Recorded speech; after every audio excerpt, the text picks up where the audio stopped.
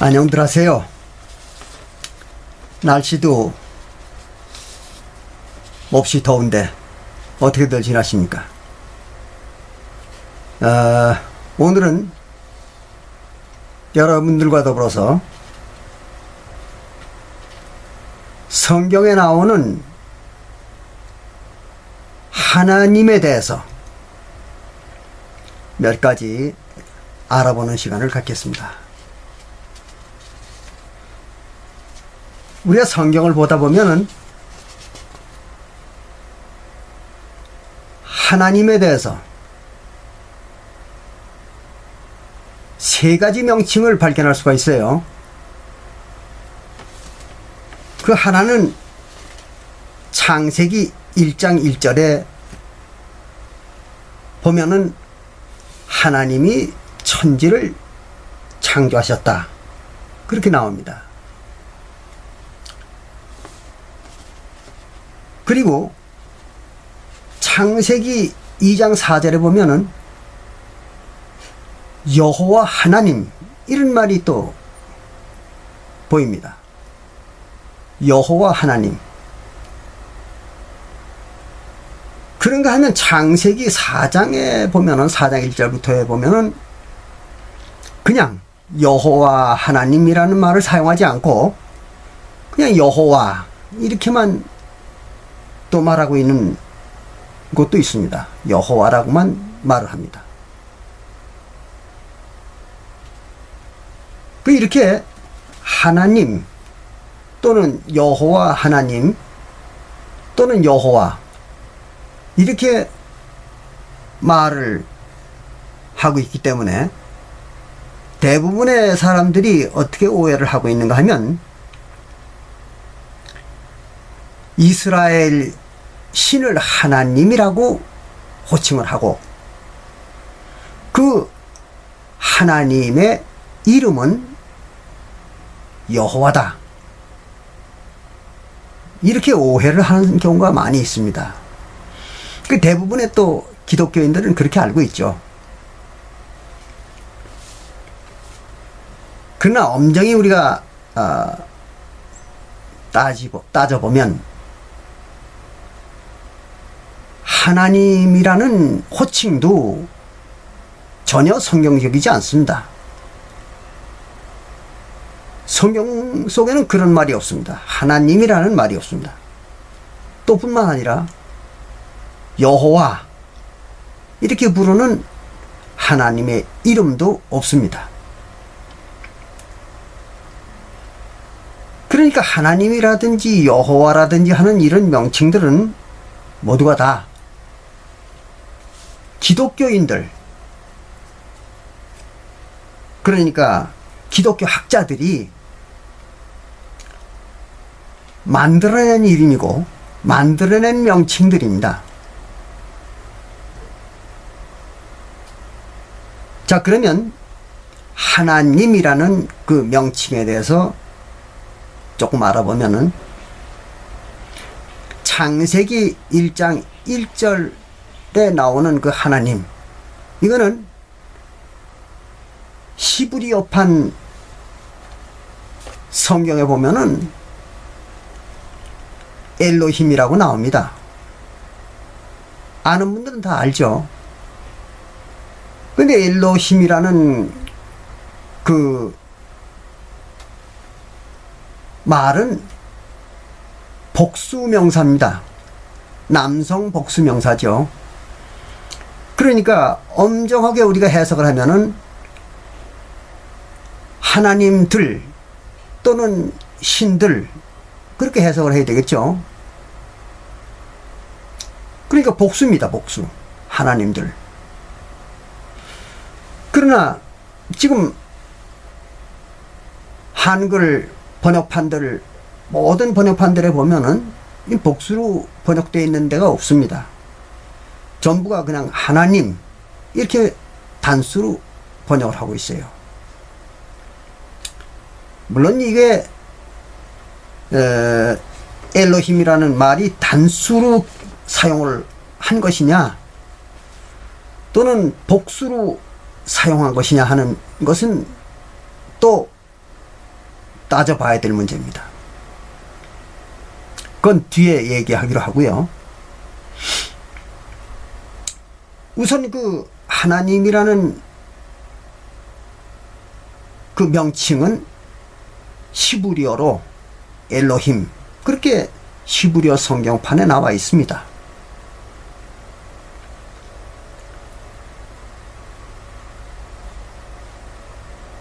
그런데 이 엘로힘의 이름이 그러면 여호와냐 하는 문제는 또 아닙니다. 이 여호와라는 그 이름은 본래 없는 거라고 아까 말씀드린 거와 마찬가지로 없는 겁니다.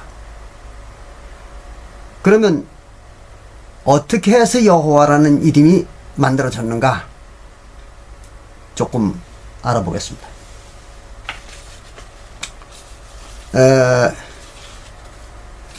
히브리어판 성경에는 와우 해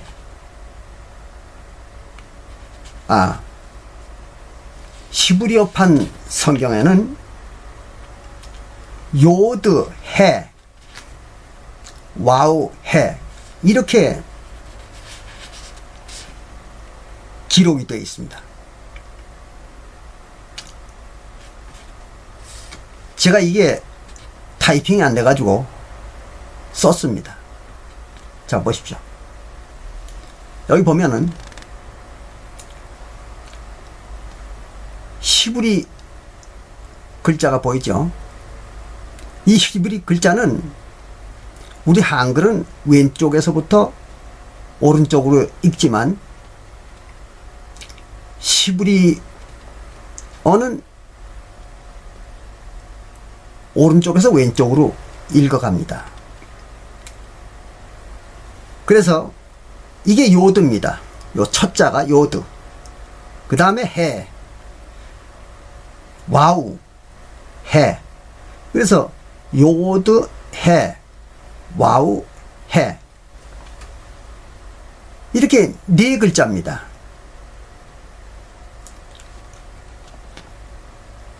이렇게 네 글자만 기록이 되어 있어요. 그러면서 이 네 글자를 읽지를 못합니다. 이걸 어떻게 읽는지를 아는 사람이 없어요. 이스라엘 사람들까지도 이 네 나자를 읽는 방법을 잊어버렸습니다. 왜 그런가 하면 천몇백 년 동안 이스라엘 민족들이 이 자기네 신의 이름을 읽지를 않았습니다. 그러다 보니까 읽는 방법을 잊어버렸어요. 그리고 그들은, 이스라엘 백성들은 이 이스라엘 신의 명칭을 부르는 대신 이 밑에 나와 있는 것처럼 이 아도나이라고 이렇게 불렀던 겁니다. 이 아도나이라는 말은 주님이라는 뜻입니다. 주님. 그래서 이들은 하나님의, 즉 자기들의 그 섬기는 신봉하는 신의 이름을 부르지 않고 그냥 아도나이라고, 주님이라고 이렇게만 호칭을 했던 거예요. 천몇백 년 동안. 그럼 왜 그랬을까요? 그것은 모세 율법에 하나님의 이름을 망령되이 일컫지 말라. 하나님의 이름을 망령되이 일컫는 자에게 죄 없다 하지 아니하리라. 이런 말이 있죠. 그러니까 하나님의 이름을 망령되이 읽는 자들은 죄를 범하는 일이다. 이런 가르침이 있기 때문에 그들은 이 자기네들 신의 이름을 부르질 않았습니다. 그리고 항상 이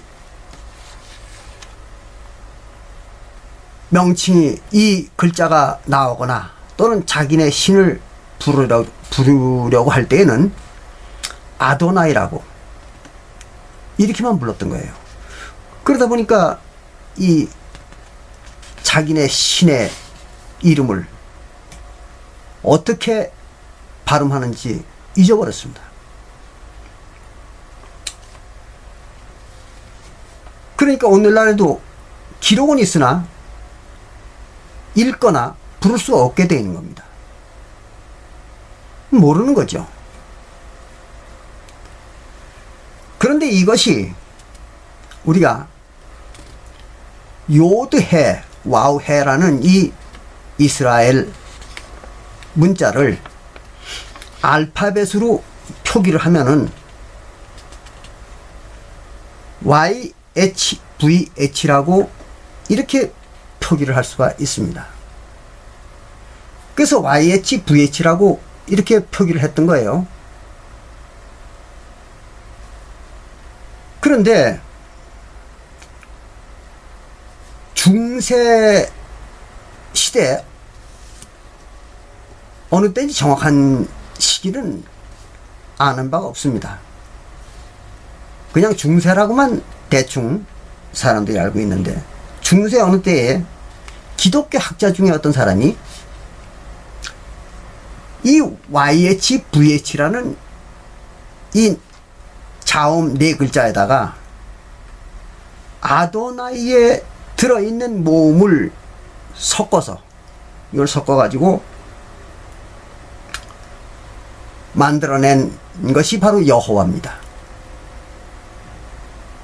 근데 근래에 와서는 또 기독교 어떤 학자들은 여호와보다는 야훼라고 하는 것이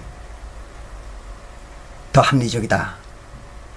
이래가지고 오늘날에는 야훼라고 이렇게 부르는 경향이 이제 있습니다.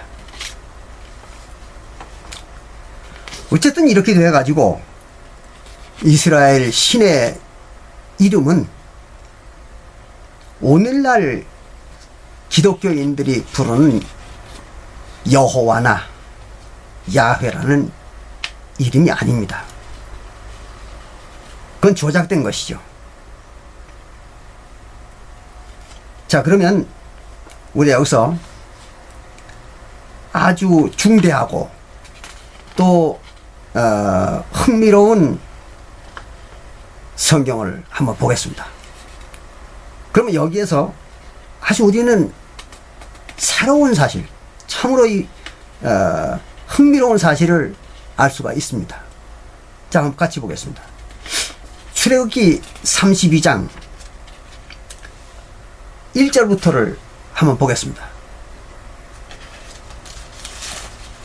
출애굽기 32장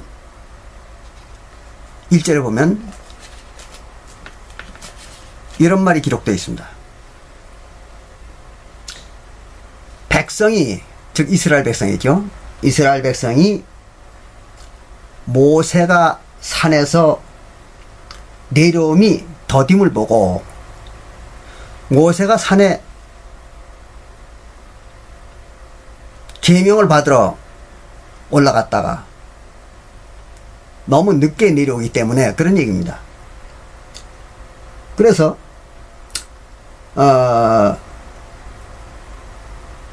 아론에게 모여왔습니다. 이스라엘 백성들이 모세가 늦게 내려오니까 아론에게 모여왔다 그랬어요.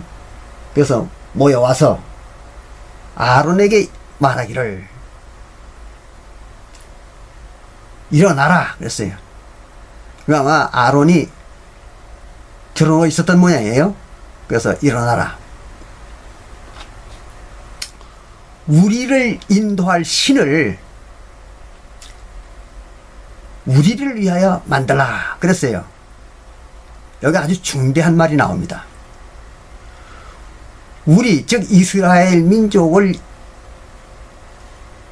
인도할 신을 만들어 달라. 이렇게 말을 했습니다. 근데 여기는 신이라고 나와 있지만 본래는 이 신이 아니라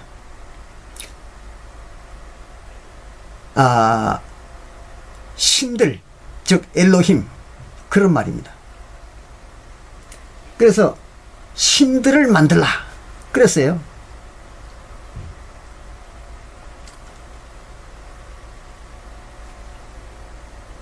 이게 아주 이 속에 중대한 의미가 숨어 있습니다. 이제 뒤에 보겠습니다. 그랬더니 이 아론이 뭐라고 얘기를 했는가 하면 너희들 아내와 자녀의 귀에 금고리, 금귀고리 이를 떼어 내게로 가져오라. 모든 백성이 그 귀에서 금고리를 빼어 아론에게로 가져오매 그걸 가져다 주니까 아론이 그들의 손에서 그 고리를 받아 부었다는 건 녹였다 그런 얘기죠. 녹여서 각도로 조각하는 칼로 조각하는 칼로 새겨 가지고 송아지 형상을 만들었다. 이렇게 기록을 했습니다. 이게 아주 묘한 얘기입니다. 자, 보세요. 이스라엘 민족을 인도할 신을 만들라 그랬어요. 이스라엘 사람들이 아론에게. 근데 아론이 만약에 이스라엘 신이 어떻게 생겼는지 그 형상을 몰랐다면 어떻게 했겠습니까? 그 형상을 몰랐다면 당연히 이스라엘 백성들과 상의를 했겠죠. 우리가 신을 어떤 모양으로 만들면 되겠는가, 이런 문제를 가지고 진지한 상의를 했을 거예요. 그래가지고 합의하에 어떤 형상을 만들었을 겁니다. 그런데 여기 보면 아론은 이스라엘 백성들하고 전혀 그 하나님에 대한 또 이스라엘 신에 대한 형상에 대해서 묻거나 상의한 일이 없습니다. 그냥 바로 너 금 귀걸이들을 빼와라 이래가지고 그 금 귀걸이들을 가지고 바로 송아지를 만들었던 거예요. 여기서 우린 이거를 알아야 합니다. 아론이 이미 엘로힘이라는 그 이스라엘 신 엘로힘이라는 그 신의 형상을 알고 있었다는 얘기죠. 그렇잖아요. 그렇지 않고 어떻게 아론이 임의대로 바로 송아지를 만들었겠습니까? 그래서 아론이 만든 금송아지가 엘로힘이라는 걸 이 기록에서 증명하는 것입니다.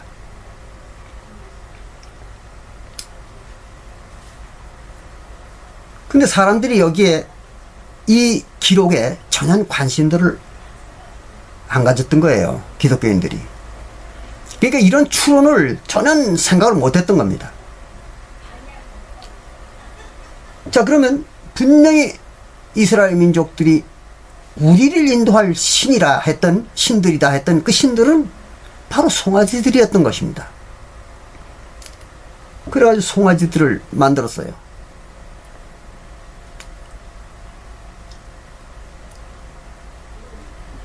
그런데 문제는 이제 그 모세가 산에 만나러 올라갔던 그 여호와, 그 신의 태도가 아주 이상합니다. 자, 보겠습니다. 여호와는 그럼 이 말을 했나? 같은 창세기 32장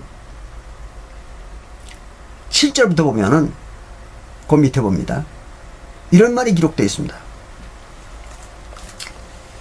여호와께서 모세에게 이르시되 너는 내려가라. 산에서 빨리 내려가라. 네가 애굽 땅에서 인도하여 낸 네 백성이 부패하도다. 그들이 내가 그들에게 명한 길을 속히 떠나 내가 가르쳤던 그 길에서 속히 떠나서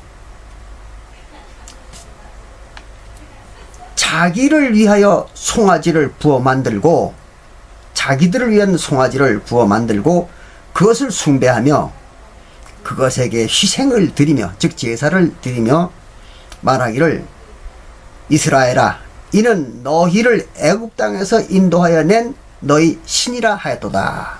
그랬어요. 이게 이제 여호와라는 신이 불평하는 겁니다. 이스라엘 민족에게 자기가 가르쳐준 바가 있는데 그거를 다 부인하고 그런 가르치면서 떠나서 엘로힘이라는 이 송아지들을 만들어 가지고 그거를 섬기고 또 제사를 행하고 이런 짓을 행했다는 거죠. 자, 그러면 여호와가 이런 불평불만을 했다는 것은 뭘 말하는 겁니까?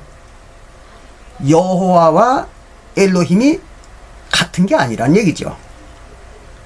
여호와와 엘로힘이 같은 신이라면 여호와가 이런 불평불만을 할 이유가 없잖아요.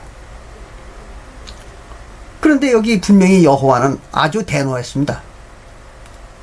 이 이스라엘 백성들이 한 행동을 보고 아주 대노했던 겁니다. 그러니까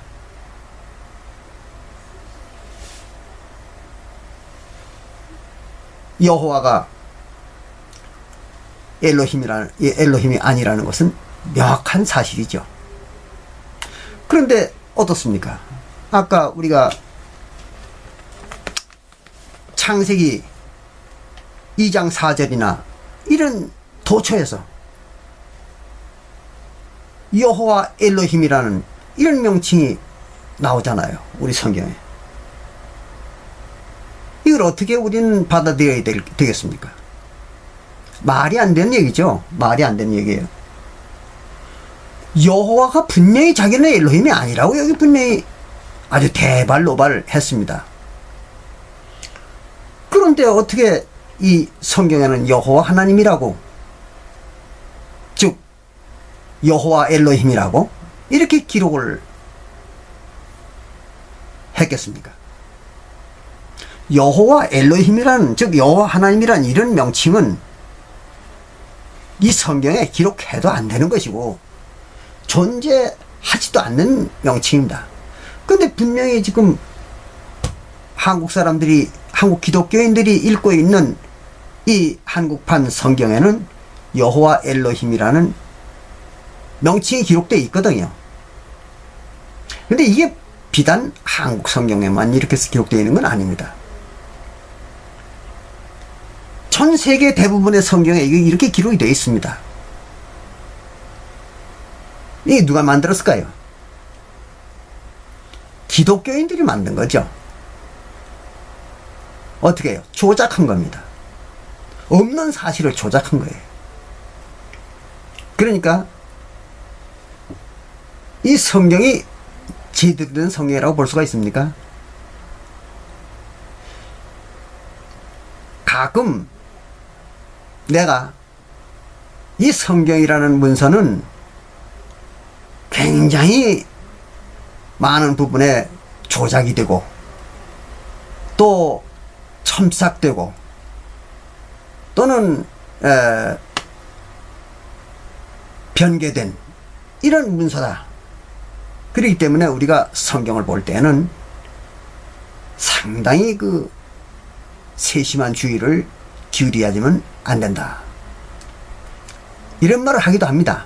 그런데 이런 말을 듣는 사람들이 대부분이 다 뭐라 그러냐면, 아, 저기 저 사람은 성경도 부인하는 사람이다. 성경을 도무지 믿지 않는 저런 자가 성경에 대해서 말할 자격이 있느냐, 이러고 저를 비판하는 사람들이 많이 있습니다. 그러나 여러분들 보십시오. 지금 우리가 확인한 것처럼 분명히 여호와는 엘로힘이 아니잖아요. 그런데 성경에는 뭐라고 되어 있습니까? 여호와 엘로힘이라고 분명히 기록이 되어 있습니다. 그럼 이 성경이 오류가 없는 아주 정확한 문서입니까? 아니잖아요. 이와 같이 잘못된 것은 잘못됐다고 우리가 인정하고, 또 그 잘못된 원인은 무엇인가, 그 잘못된 그 과정은 어떻게 이루어진 것인가, 이런 것들을 우리가 진지하게 또 진솔하게 탐구하고 바른 것을 찾아가는 그런 태도가 올바른 태도지, 무작정 자기들의 믿음에 어떤 흠이 생기는 게 두려워서 전혀 잘못된 것을 보고도 그 사실을 인정하지 않으려고 하고, 또 못 본 척하고, 그런 태도는 올바른 태도가 아닙니다. 그건 양심적으로도 옳은 양심이 아닙니다. 그런 양심을 가지고 하나님을 믿겠다는 것 자체가 사실은 어불성설입니다. 그러나 어쨌든 이 성경에 나와 있는 여호와 엘로힘이라는, 즉 여호와 하나님이라는 명칭은 바로 이런 것입니다. 자, 그러면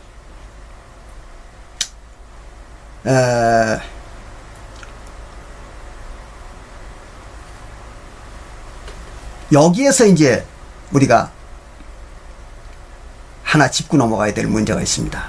그게 뭐냐면, 분명히 성경에 여호와 엘로힘이라는 이런 명칭이 기록되어 있고, 또 여호와라는 명칭이 비록 조작된 명칭이지만, 우선 여호와라는 말을 여러분들이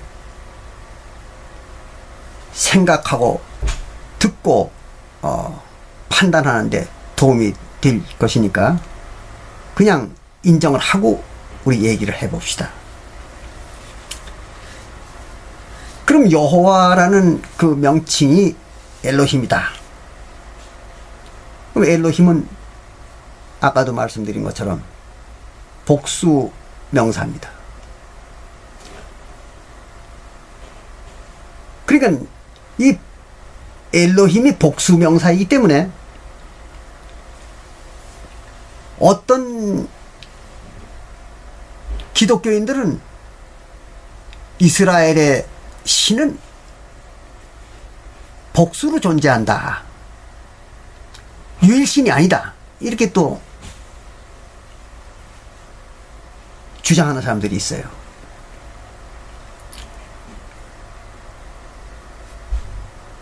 그런데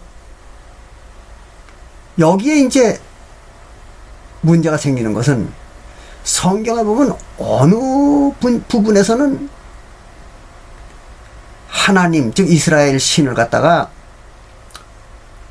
복수로 표기가 되어 있기도 하고, 또 어떤 부분에서는 하나님은 유일한 분이다, 이렇게 또 유일신으로 표기가 되어 있는 부분도 있습니다. 이렇게 되다 보니까 이 성경을 읽는 사람들이나 기독교인들이 상당히 그 혼란에 빠질 수가 있어요. 또 실제로 혼란에 빠져 있습니다. 자, 그러면 우리 출애굽기 6장 2절을 한번 같이 보겠습니다. 여기 출애굽기 6장 2절에 보면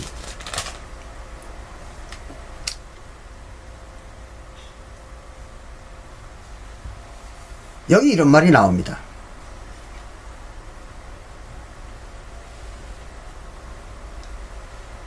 하나님이 모세에게 말씀하여 가라사대 나는 여호와라 그랬어요. 그런데 이 하나님이 모세에게 말씀하여 가라사대 즉 말하기를 나는 여호와다 그랬습니다. 그런데 이 하나님이라는 말이 엘로힘이라는 말이죠. 그러면 엘로힘이 그렇습니다. 엘로힘이 모세에게 말하기를 나는 여호와다 그랬습니다. 그럼 분명히 엘로힘은 복수죠. 복수인데 그 뒤에 뭐라 그랬어요? 엘로힘이 나는 그랬습니다. 나는. 그럼 나는 하는 것은 복수입니까? 아니죠. 단수 대명사죠. 나는 여호와다. 그럼 이 문장이 앞뒤가 안 맞는 얘기 아닙니까? 문법적으로 성립이 안 되는 문장이에요. 그럼 문법적으로 성립이 안 되니까 이 번역 성경에 보면은 엘로힘을 갖다 단수로다가 이렇게 번역을 해 놓은 겁니다. 그럼 우리 출애굽기 6장 2절 뿐만 아니라 많은 부분에 이런 기록이 나와 있습니다. 그럼 여기를 보더라도 엘로힘은 단수로 기록된 거잖아요. 그럼 엘로힘은 하나죠. 여호와 하나입니다. 근데 아까 우리가 좀 전에 봤던 그 출애굽기 32장에 보니까 신들이라고 나와 있었잖아요. 엘로힘이 신들이라고 그렇게 거기 나와 있습니다. 분명히.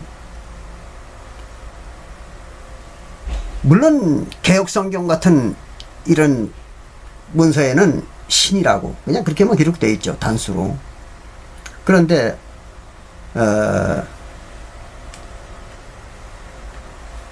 킹 제임스 성경이라든지 이런 성경들에 보면은 신들이라고 복수로 번역을 해놨습니다. 그리고 히브리어 성경에도 분명히 엘로힘이라고 그렇게 기록되어 있어요.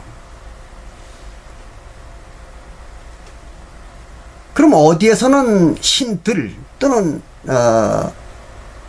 엘로힘을 갖다 신들 또는 하나님들 이렇게 복수로 말을 하고 또 어떤 곳에서는 엘로힘을 갖다가 여호와라는 이름과 섞어서 단수로 말을 하고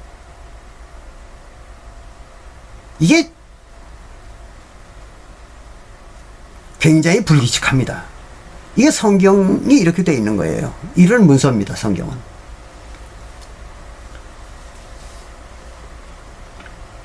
그래서 이런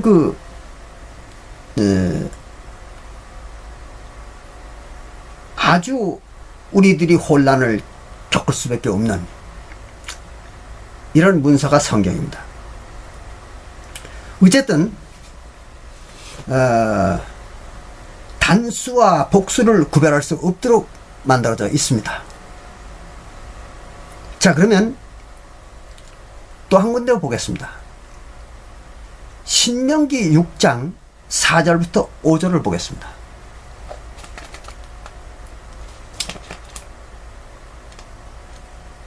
신명기 6장 4절부터 5절을 보면 여기 이런 말이 기록되어 있어요.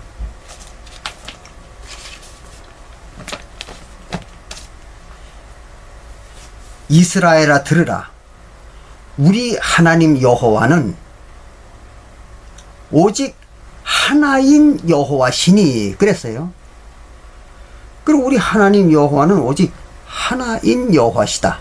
한 분이라는 얘기죠. 그러니까 이스라엘 신은 한 분이다. 그런 얘기입니다.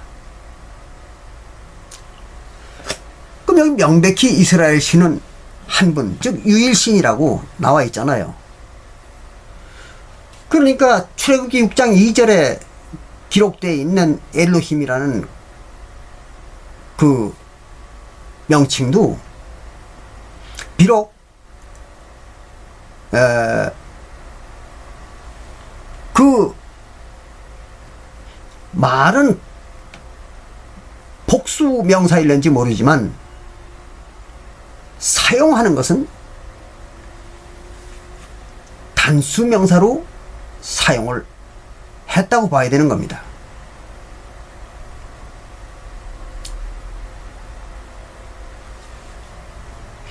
이와 같이 복수 명사를 단수 명사로 의미상 사용을 하는 경우는 그건 우리나라 언어에도 많이 있습니다. 나의 부인 이런 말을 갖다 우리 보통 우리 아내 또는 우리 부인 이렇게 사용하기도 하잖아요. 또 내 아들 이런 말을 갖다 우리 아들 이렇게 말합니다. 그건 뭐예요?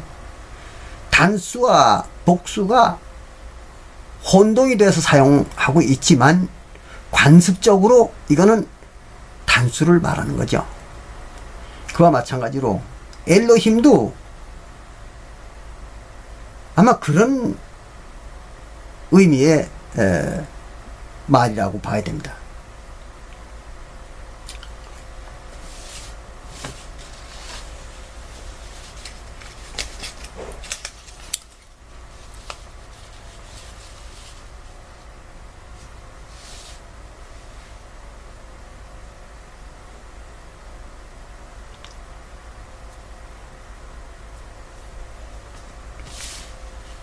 자, 그러면 이 이스라엘의 신에 대해서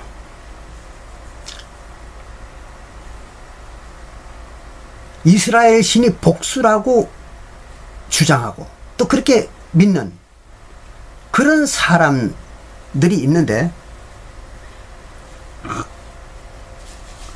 그들이 그렇게 주장하는 성경적 근거가 되는 성경이 바로 창세기 1장 26절과 27절의 기록입니다.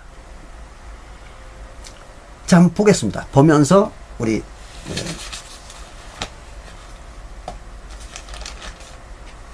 그 의미를 살펴봅시다. 여기 보면 창세기 1장 26절에 이런 말이 나옵니다. 하나님이 가라사대 우리의 형상을 따라 우리의 모양대로 우리가 사람을 만들고 이렇게 기록이 되어 있어요. 그럼 하나님이 말하기를 우리의 형상을 따라 우리의 모양대로 우리가 사람을 만들자 그런 얘기입니다. 그러면 하나님이 여기 보면 하나님이 그랬는데 엘로힘이 그래 그런 얘기죠. 엘로힘이 말하기를 우리의 형상 그랬거든요. 그러니까 하나님들의 형상이죠. 우리의 형상이니까 우리가 글자대로만 해석을 한다면 하나님들의 형상을 따라 또 하나님들의 모양대로 사람을 만들자 그랬어요. 그러니까 여기 분명 보면 하나님은 복수입니다. 그래서 또한 27절에 보면 이런 말도 거기 기록되어 있습니다. 하나님이 자기 형상, 곧 하나님의 형상대로 사람을 창조하시되 남자와 여자를 창조하시고 그랬어요. 그럼 하나님이 자기 형상대로 또 자기 모양대로 창조를 했는데 남자와 여자를 창조했다, 그런 얘기예요. 그러면 하나님의 형상과 하나님의 모양이 남자와 여자라는 얘기 아닙니까? 바로 이겁니다. 여기 창세기 1장 26절과 27절에 하나님이 자기의 형상과 자기 모양대로, 그러니까 하나님들이죠. 하나님들이, 엘로힘이 자기의 형상과 자기의 모양대로 사람을 만들었는데 남자와 여자를 만들었다, 그런 얘기입니다. 이 말을 그대로 여기 써있는 이 문장대로 그냥 받아들인다 그러면 성경에 나오는 하나님은 분명히 남자와 여자입니다. 그렇잖아요. 여기 하나님이 자기 형상과 모양대로 사람을 만들었는데 남자와 여자를 만들었다, 그랬으니까 분명히 하나님의 형상은 남자와 여자죠. 바로 이게 묘한 얘기입니다. 그래서 어떤 교파에서는 이 구절을 근거로 해가지고 하나님은 남자와 여자로 존재한다, 그렇게 주장하는 겁니다.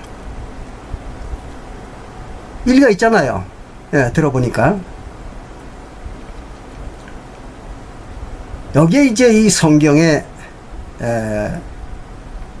오묘함이 여기 있는 겁니다. 고린도전서 2장 7절부터 13절에 보면 성경은 즉 하나님의 진정한 진리는 감추어져 있는 것이다, 그렇게 기록되어 있습니다.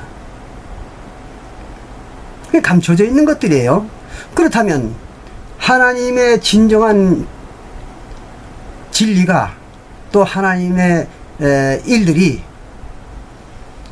감춰져 있는 거라면, 그런데 감춰져 있는 것인데 여기 창세기 1장 26절과 27절에 이렇게 명백하게 하나님은 자기 형상과 자기 모양대로 사람을 만들었는데 남자와 여자더라, 이렇게 기록을 해 놓았으니 사람들이 그렇게 알 수밖에 없잖아요. 그럼 이게 비밀입니까? 이게 감춰져 있는 거예요? 아니잖아요. 보면 다 아는 거 아닙니까?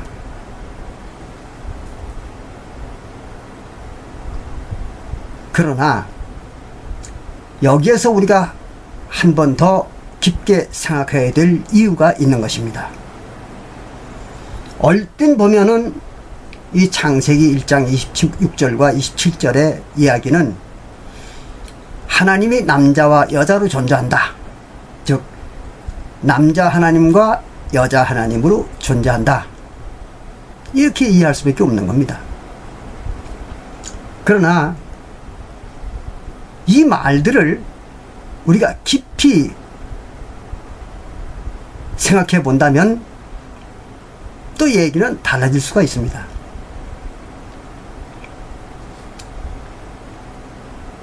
이 성경은 모든 기록을 비유를 사용했다, 그런 말이 나와 있습니다.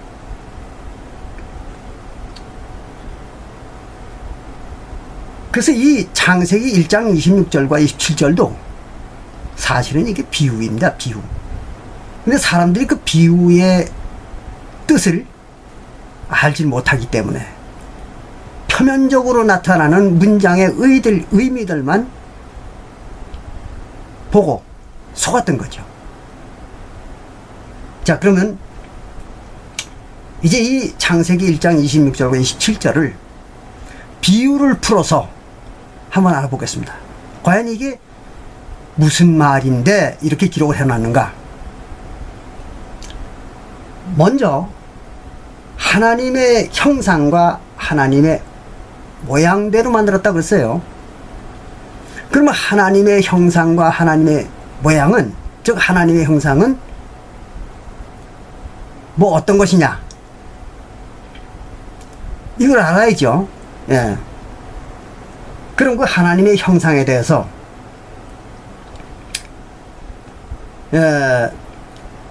골로새서 1장 11절에 보면 하나님의 형상에 대한 이야기가 나옵니다. 그럼 과연 그 골로새서 1장 15절에는 뭐라고 기록되어 있는가? 하나님 형상에 대해서 한번 봅시다. 같이 보겠습니다.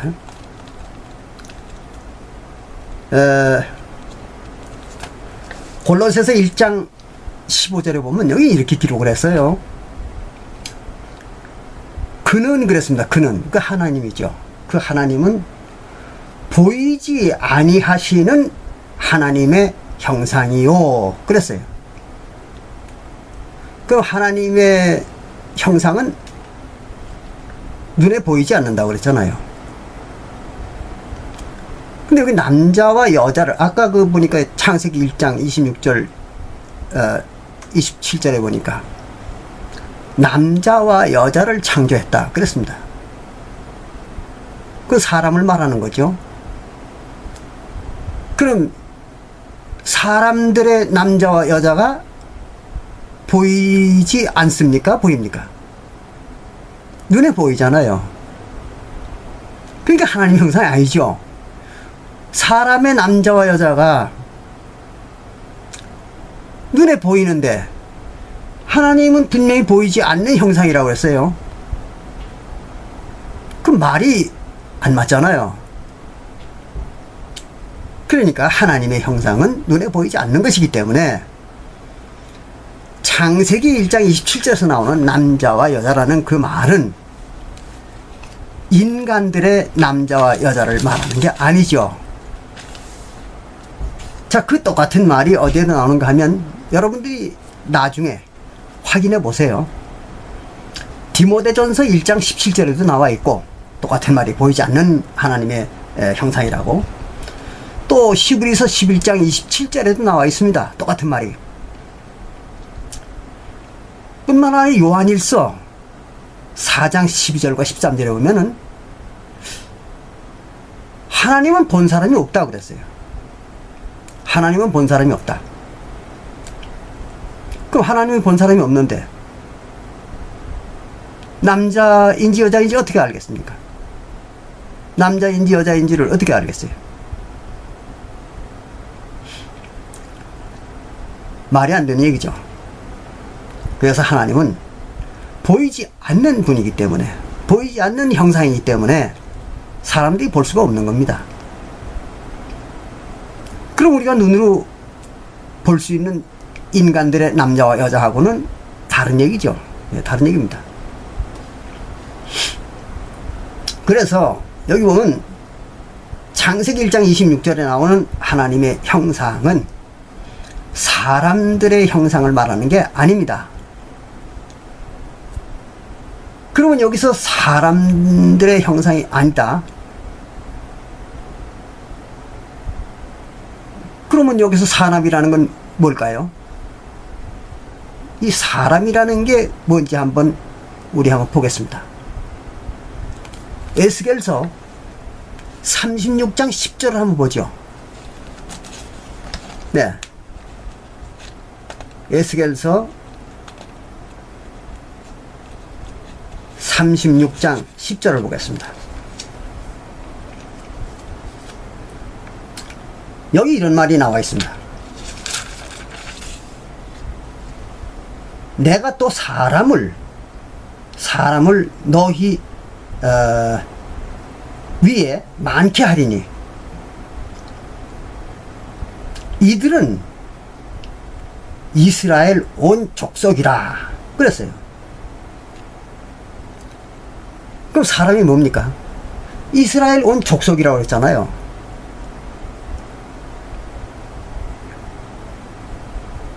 그러면 이스라엘 사람들 외에는 그런 사람이 아닐까요?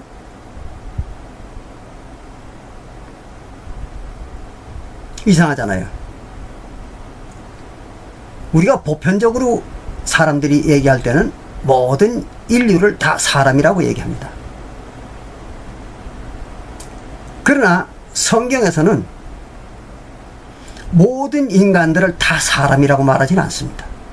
이게 성경의 비밀입니다.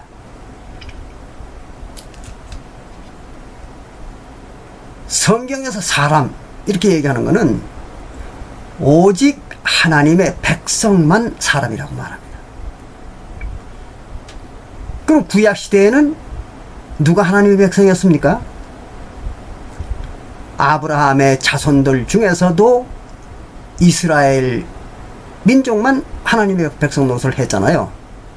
그러니까 그들이 하나님의 백성이니까 사람이라는 겁니다. 그래서 여기 이렇게 말한 겁니다. 이스라엘 온 족속이 사람이다. 그렇게 말한 겁니다. 그럼 나머지 이스라엘 민족 외의 인간들은 뭘까요? 그건 짐승입니다.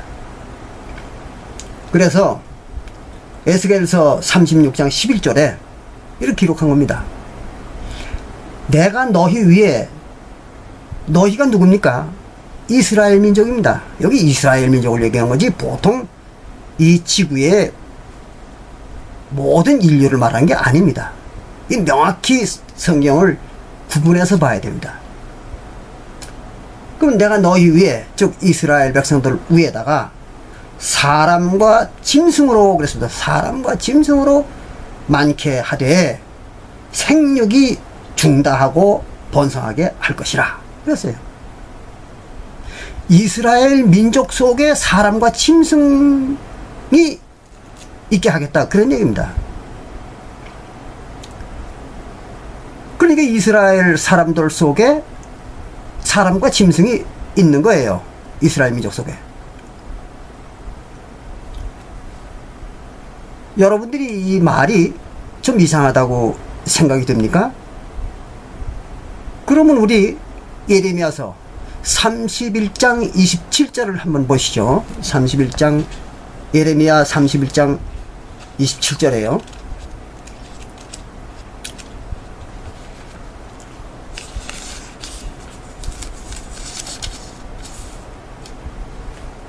여기는 이렇게 기록을 했습니다.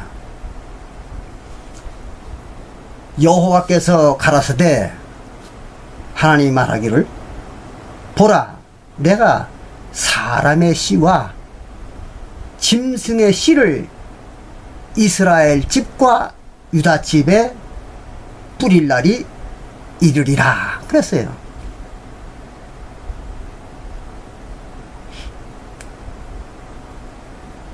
여기서는 보면 이스라엘 집이라는 건 이스라엘 민족을 말하는 겁니다. 이스라엘 백성.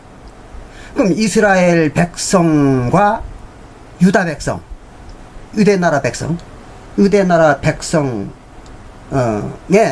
그 속에다가 사람의 씨와 짐승의 씨를 뿌리겠다 그런 얘기입니다. 이걸 글자 그대로 해석을 하면 우습잖아요. 이스라엘 사람들과 유대나라 유대민족이 이미 사람들인데 뭐 거기다 또 사람의 씨와 짐승의 씨를 또 뿌린다. 이건 말이 안 되는 거죠. 그러니까 여기서 얘기하는 사람의 씨와 짐승의 씨라는 것은 이스라엘 백성과 유다 백성 중에 사람인 자들이 있고 짐승인 자들이 있도록 하겠다 그런 얘기입니다. 그러니까 여기서 얘기하는 성경에서 얘기하는 사람과 짐승은 실제로 그 말의 사전적 의미인 사람과 짐승이 아니라 하나님의 백성과 하나님의 백성이 아닌 자들, 이걸 갖다가 사람 또는 짐승 이렇게 구분해서 말한 거죠. 그래 이 말이 맞는 겁니다. 이렇게 해도 못 알아듣는 분이 계시다면 뭐 할 수 없는 거죠. 예. 자, 그럼 다시 창세기 1장 26절로 넘어가 봅니다. 그럼 여기서 사람을 만들고 그랬으니까 창세기 1장 26절에 사람을 만들고 그랬으니까 뭘 만든다는 거예요? 하나님의 백성을 만들고 그런 얘기입니다. 그러니까 하나님의 백성을 만들고 그로 바다의 고기와 공중의 새와 육축과 온 땅과 땅에 기는 모든 것을 다스리게 하자 그랬어요. 여기에 나오는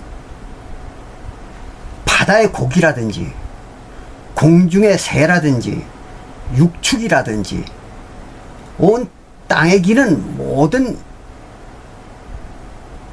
짐승이라든지 이런 것들도 사전적 의미가 아닙니다. 이거 일일이 비유를 풀자면 시간이 걸리니까 다음에 시간 나는 대로 이건 풀어드리기로 하고 우선 그 다음에 넘어갑니다. 그리고 27절에 뭐라고 그랬는가 하면 하나님이 자기 형상으로 곧 하나님의 형상대로 사람을 창조하시되 남자와 여자를 창조했다 그랬거든요. 그럼 여기에 얘기하는 남자와 여자는 뭐냐? 이것도 비유입니다. 남자와 여자는 그냥 남자와 여자지 무슨 비유냐 이렇게 생각하는지 모르겠어요. 그러나 남자도 비유고 여자도 비유입니다. 그럼 남자는 뭐에 대한 비유며 여자는 뭐에 대한 비유인가? 보겠습니다. 남자는 아담을 의미하는 비유입니다. 그러니까 아담을 남자라고 그랬어요. 성경에서는 아담이 남자입니다. 그리고 여자는 하와를 말하는 겁니다. 하와. 그래서 남자는 아담이라고 했고 여자는 하와라고 이렇게 성경에서는 말하고 있습니다. 그래서 그걸 얘기하는 거예요. 이게. 자, 그런 게 안 그런가 한번 보겠습니다. 그 밑에 창세기 2장 7절에 봅니다. 창세기 2장 7절에. 여기 이제 하나님이 사람이라고 하는 남자를 먼저 창조하는 과정이 나옵니다. 과연 남자를 어떻게 생산했으며 창조했으며 왜 그 먼저 창조한 사람을 남자라고 했는가? 한번 보겠습니다. 7절에 여호와 하나님이 흙으로 사람을 지으셨다 그랬어요. 흙으로 사람을 창조했다. 그럼 여기서 흙이 뭐냐 이거죠. 이것도 역시 이 흙이라는 것은 땅에 있는 사전적 의미의 흙을 말하는 게 아닙니다. 이 흙이라고 하는 것은 성경에서 땅이라고도 하고 또는 흙이라고도 하고 또는 밭이라고도 하고 또는 티끌이라고도 하는 비유의 얘기입니다. 그거 다 동일한 의미를 비유하는 것입니다. 흙, 땅, 밭, 티끌 이건 다 동일한 의미의 비유입니다. 또는 진흙이라고도 그러죠. 이건 뭐 영혼을 그렇게 비유한 겁니다. 하나님의 영혼들을 갖다가 성경에서는 하나님의 백성들의 영혼을 갖다가 성경에서는 진흙 또는 흙, 땅, 밭 또는 진토, 먼지 이렇게 얘기합니다. 그래서 마가복음 4장 20절에 보면은 좋은 땅에 씨를 뿌렸다 이런 얘기 나옵니다. 마가복음 4장 20절에 좋은 땅에 씨를 뿌렸다 그랬어요.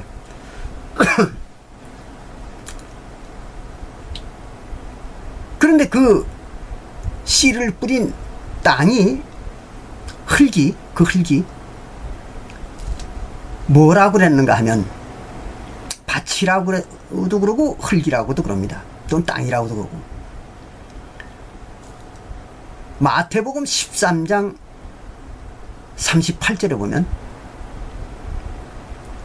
그건 하나님의 아들들이요 그랬어요. 그 밭이라고도 하고 흙이라고도 하는 그걸 갖다가 마태복음 13장 38절에서는 하나님의 아들들이요 그랬습니다. 하나님의 아들들이라는 말은 하나님의 백성이다 그런 얘기죠. 그러니까 이 흙이라고 얘기하는 것은 하나님의 백성을 말하는 겁니다. 하나님의 백성. 그러니까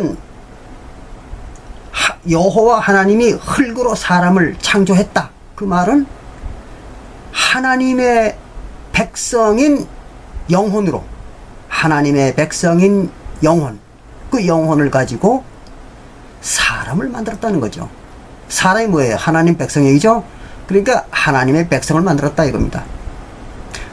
그 뭐 당연한 얘기죠. 하나님의 백성들의 영혼을 가지고 하나님의 백성들을 만들었다. 그 당연한 얘기 아닙니까? 바로 그 얘기예요. 이게. 그리고 생기를 그랬어요. 생기를 코에 불어넣으시니 그 사람이 생명이 되었다 그랬습니다. 생명이 되었다. 생명은 뭡니까? 살아있는 영혼이죠. 육체가 아닙니다. 생명은 살아있는 영혼을 말합니다. 살아있는 육체는 뭡니까? 생육이죠. 생육. 네. 이거 정확히 구분해야 됩니다. 그러면 생기를 코에다 불어넣었다 그랬어요. 그럼 생기가 뭘까요? 이 생기라는 거는 에스겔서 37장 5절에 보면 에스겔서 37장 5절에 보면 생명의 기운이라 그랬어요. 생명의 기운. 그러니까 생명의 그 힘이죠. 생명의 기운. 그게 이제 생기라 그랬습니다.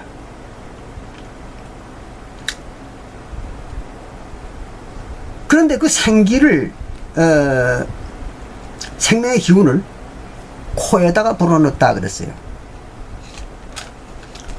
왜 하필 코라고 그랬을까요? 그 코라고 한 이유가 있습니다. 이 생기는 사실은 성령을 말하는 거예요. 하나님의 성령, 하나님이 주시는 생명의 기운, 그 성령입니다. 그걸 말하는 겁니다. 그런데 그 성령을 하나님은 사람들에게 줄 때 코를 통해서 호흡을 통해서 줍니다.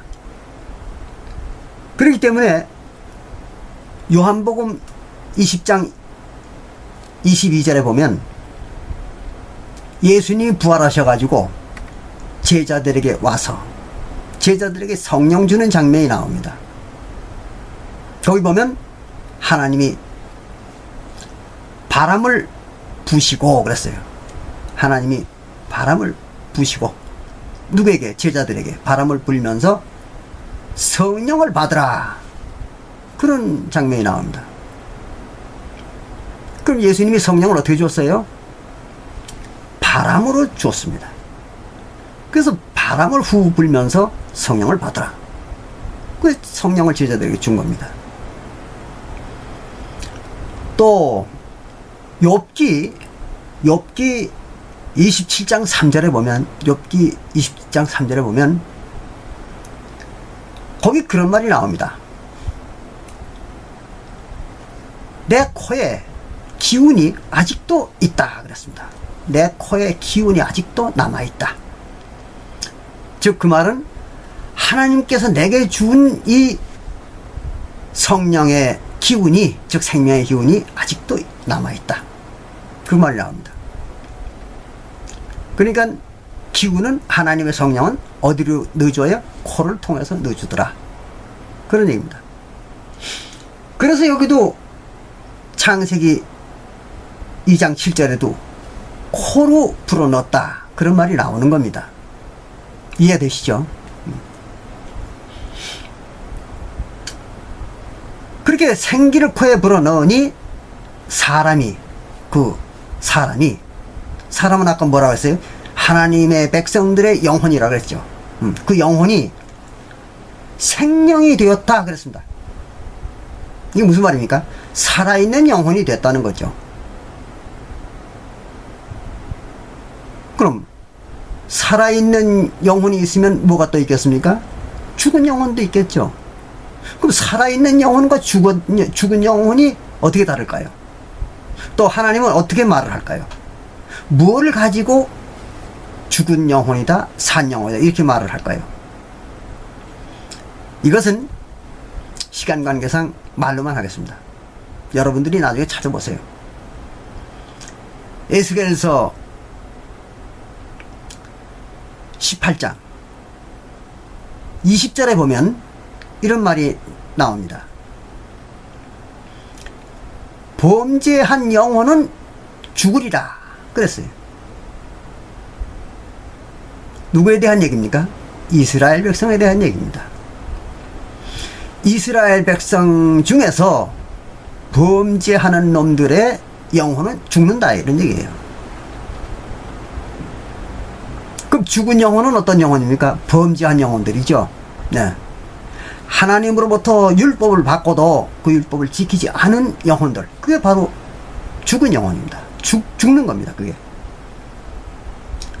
우리가 감각적으로는 알 수가 없죠. 육체의 감각으로는 알 수가 없는 겁니다. 영혼이 죽었는지 살았는지 그 알기 어려워요. 그런데 분명히 에스겔서 18장 20절에 범죄한 영혼은 죽는다 그랬어요. 바로 죽습니다. 그런데 그 죽었던 영혼이 다시 살아나려면 어떻게 해야 살아나느냐? 같은 에스겔서 18장 21절에는요, 하나님의 모든 율법을, 하나님의 모든 법과 규례와 율례를, 즉 모든 율법입니다. 모든 율법을 다 행하면, 그랬어요. 다 행하면 살리라 그랬습니다. 그러니까 죽었던 영혼이라도 하나님의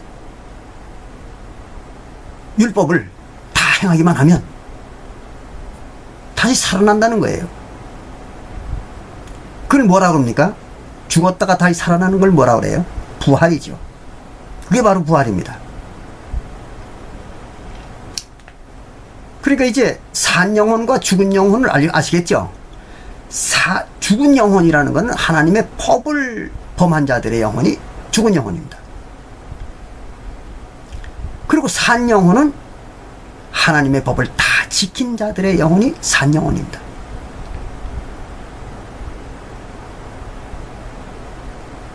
이거 기독교인들이 몰라요. 이런 사실을. 그렇기 때문에 마태복음 22장 32절에서 예수님이 하신 말씀이 그게 무슨 말씀을 하신 건지를 아는 사람들이 없습니다. 마태복음 22장 32절에 보면 예수님이 이런 말을 했죠. 유대인들을 보고, 하나님은 아브라함의 하나님이요, 이삭의 하나님이요, 야곱의 하나님이요, 산 자의 하나님이요 죽은 자에겐 하나님이 아니다 그랬습니다. 그러니까 죽은 자의 하나님은 아니요 산 자의 하나님이시다 그랬어요.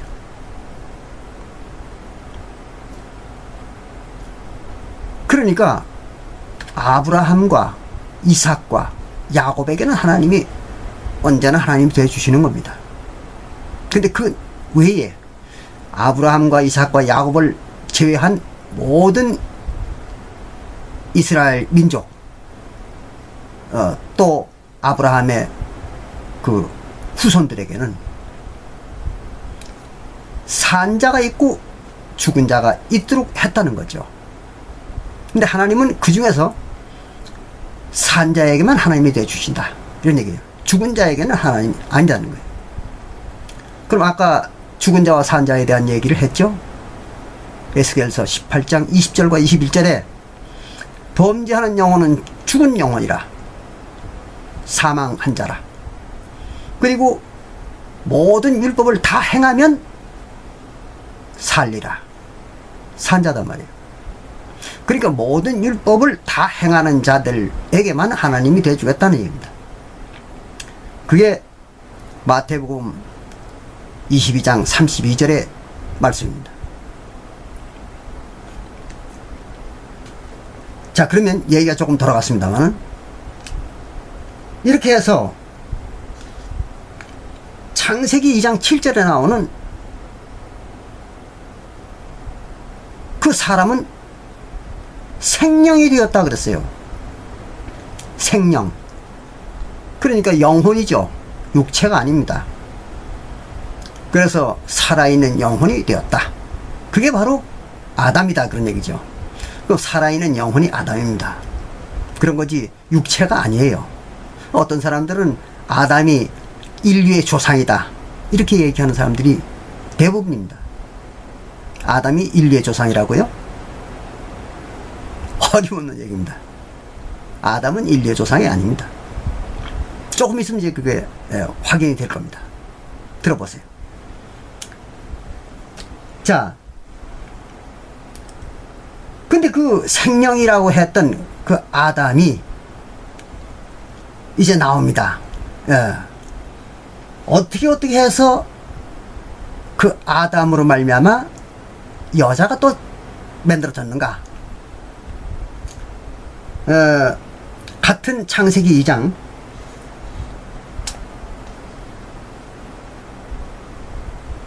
21절부터 봅니다. 21절부터 보면 여호와 하나님이 아담을 깊이 잠들게 하시니 잠들매, 그게 잠들었어요. 그가, 하나님이 그 갈빗대 하나를 취하고, 그래서 갈빗대 하나를 뽑아가지고, 갈빗대 하나를 뽑아가지고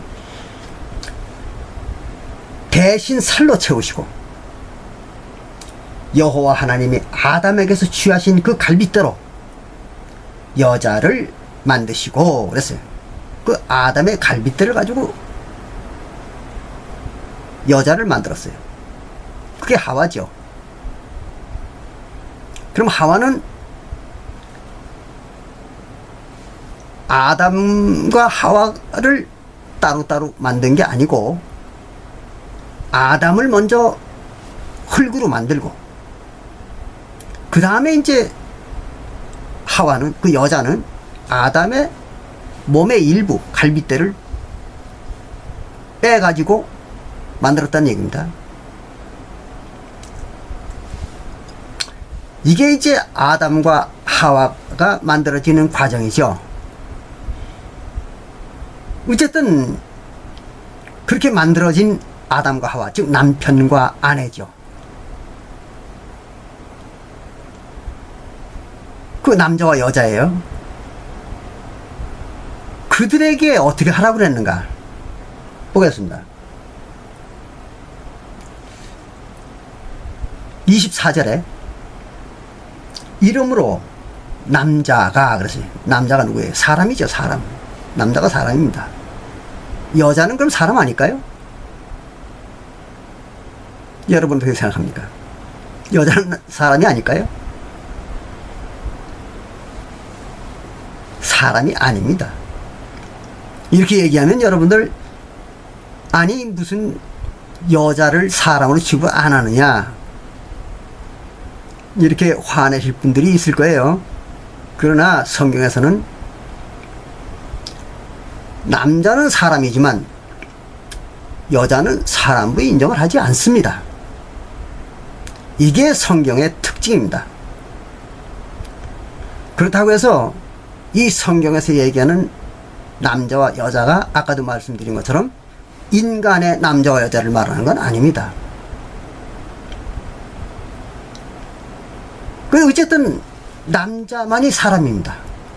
그리고 여자는 사람 취급을 안 합니다, 석유에서. 그걸 자꾸 부인하려고 해도 부인해지는 게 아닙니다.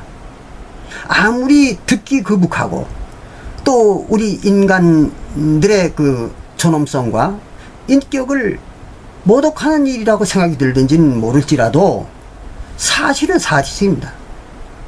성경이 그렇게 기록한 것이지 우리가 또 내가 그런 주장을 하는 거 아닙니다. 자, 보겠습니다. 이러므로 남자가 부모를 떠나 그 아내와 연합하여 둘이 한 몸을 이룰지로다 그랬어요. 남자가 부모를 떠나서 여자와 결합을 하는데 그렇게 해가지고 한 몸이 된다 그랬어요. 이 아주 중대한 의미를 갖는 말입니다.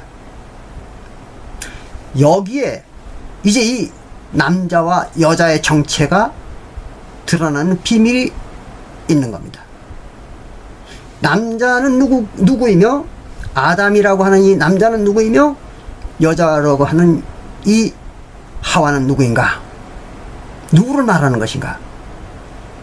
이 비밀이 바로 이 문장에 들어있는 것입니다.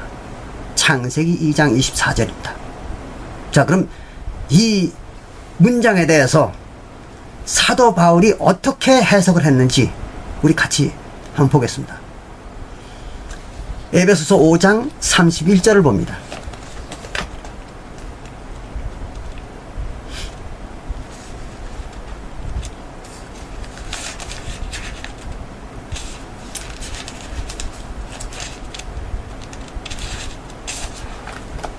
에베소서 5장 31절을 보면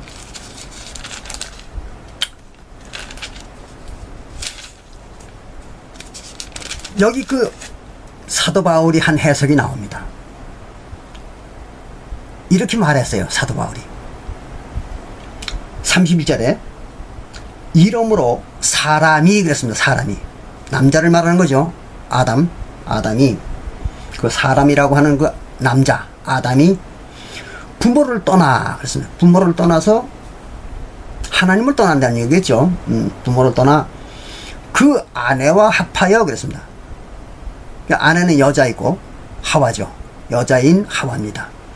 이 아내와 합하여 그 둘이 한 육체가 될지니 그랬습니다.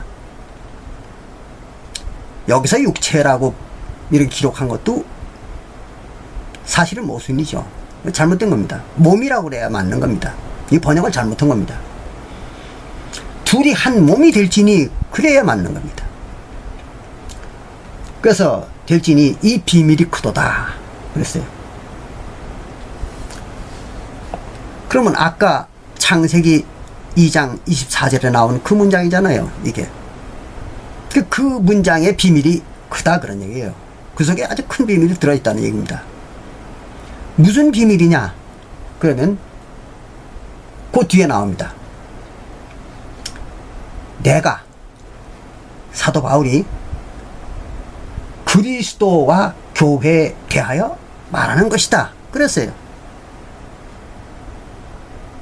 사도 바울이 이 창세기 1장 24절을 설명하는데 그거를 그리스도와 교회에 관한 이야기다 이렇게 설명하는 겁니다. 그래서 비밀이라는 거죠. 뭐 보통 남자와 여자가 만나서 한 몸이 되는 거 그건 뭐 비밀이랄 게 없잖아요. 근데 그걸 비밀이라고 그랬거든요. 그럼 그 속에 무슨 비밀일까요? 그게 바로 그리스도와 교회에 대한 얘기다. 그럼 아담 남자 이렇게 표현한 겁니다. 그리고 교회는 뭡니까? 교회는 하나님의 백성들의 영혼들을 말하는 거죠. 그걸 교회라고 그러죠. 하나님의 백성들의 영혼, 이 교회입니다. 그 하나님의 백성들의 영혼을 갖다가 뭐라 하는가 하면 여자 또는 하와, 아내 이렇게 말한 거죠. 어떤 사람들은 교회를 갖다가 무슨 기독교인들의 모이는 장소를 교회라고 말하는 사람들이 있어요. 또 그렇게 생각하는 사람도 있습니다. 근데 그런 건 아니죠. 하나님의 백성들의 영혼의 집단입니다. 영혼의 집단. 그러니까 영혼들이죠. 그 영혼들을 교회라고 이렇게 표현하는 겁니다. 그러니까 창세기 1장 24절에 나오는 그 아담이 알고 보니까 그리스도를 말하는 거죠. 또 창세기 2장 7절에 그 만든 사람, 흙으로 만든 사람, 하나님의 백성의 영혼으로 만든 사람, 그게 바로 그리스도죠. 그 얘기입니다.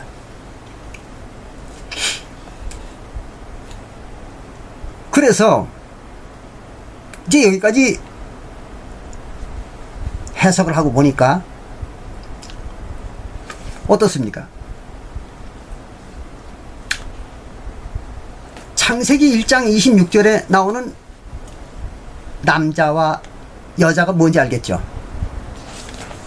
그게 바로 남자는 그리스도요, 여자는 하와라고 하는 교회, 즉 구원받은 성도들의 영혼을 말하는 겁니다. 그럼 그리스도는 육체일까요, 영혼일까요? 즉 육체일까요, 영체일까요? 그리스도는 영체입니다. 육체의 형상으로 나타날 때도 있습니다. 그러나 그리스도는 요한일서 5장 20절에 나와 있는 것처럼 하나님입니다. 그리스도가. 그러니까 영체죠. 영체. 근데 전능한, 즉 능치 못할 일이 없는 하나님이기 때문에 때로는 육체의 형상으로 나타나기도 하는 것뿐입니다.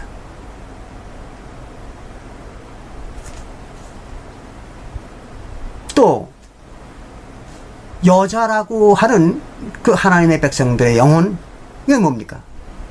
역시 영체죠. 육체가 아닙니다. 그러니까 창세기 1장 27절에 나오는 남자와 여자는 육체를 말하는 게 아닙니다. 그리스도라고 하는 영체와 또 하나님의 백성들이라고 하는 그 영체들, 그거를 남자와 여자라고 말한 겁니다. 자, 이제 이렇게 보니까 하나님들이 자기의 형상과 모양대로 사람을 만들었는데 남자와 여자더라. 이제 그런 얘기에 대한 의미가 이해가 되시죠? 이제 대충 그 내용이 이해가 될 겁니다. 그러니까 그 하나님의 형상과 모양대로 만든 그 남자와 여자는 인간들의 남자와 여자를 말한 게 아니잖아요. 육체의, 즉 육체를 가진 남자와 여자, 이걸 말하는 게 아니었습니다.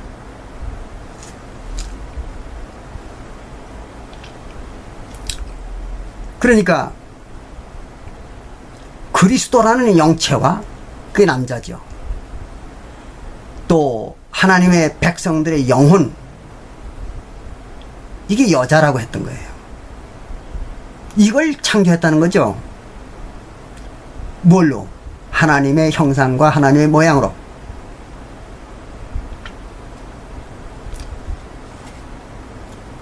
그러면 그리스도와 하나님의 백성들과, 즉 남자와 여자를 합치면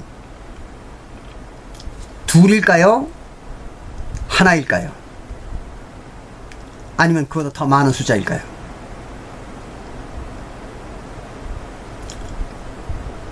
그리스도는 하나지만 하나님의 백성들은 어떻습니까? 많잖아요. 많은 영혼들이 있는 거 아닙니까? 그 많은 영혼들을 그리스도와 합치면은 숫자가 엄청 많겠죠. 그런데 둘이라고 그러면 말이 되겠습니까? 그래, 어떤 사람들이 뭐 하나님은 남자와 여자 둘로 존재한다, 그렇게 주장하는 사람들, 크게 실수했죠. 실수한 겁니다. 하나님에게는 숫자가 없습니다. 유일신이지만, 본체는 유일신이지만 하나님은 무수한 분신으로 역사하기도 하십니다.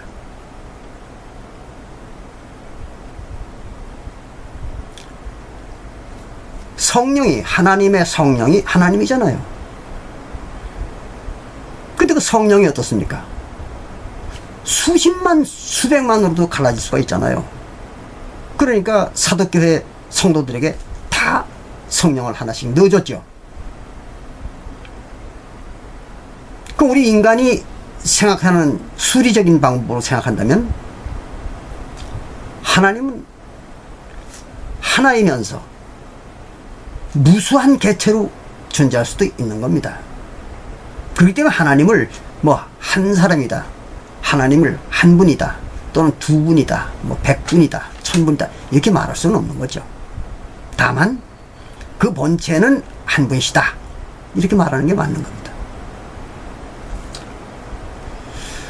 어쨌든 이렇게 성경의 비유를 풀어보니까 창세기 1장 27절과 26절에 나오는 그 말이 하나님은 남자 하나님과 여자 하나님으로 존재한다, 둘이 존재한다, 이런 말이 아니잖아요. 그리고 거기에 나오는 남자와 여자, 이거는 아담과 하와를 말하는데, 아담은 그리스도요, 하와는 하나님의 백성들의 영혼이니까 이거 역시도 육체를 가진 남자와 여자를 말하는 게 아니잖아요. 그러니까 오늘날 어떤 교회에서 뭐 남자의 형상으로 온 하나님과 여자의 형상으로 온 하나님이 존재해야 된다. 왜? 창세기 1장 26절 27절에 그렇게 기록되어 있으니까. 뭐 이렇게 주장하는 사람들이 있기는 합니다만은 아주 무식한 얘기죠. 성경을 전혀 모르는 얘기입니다.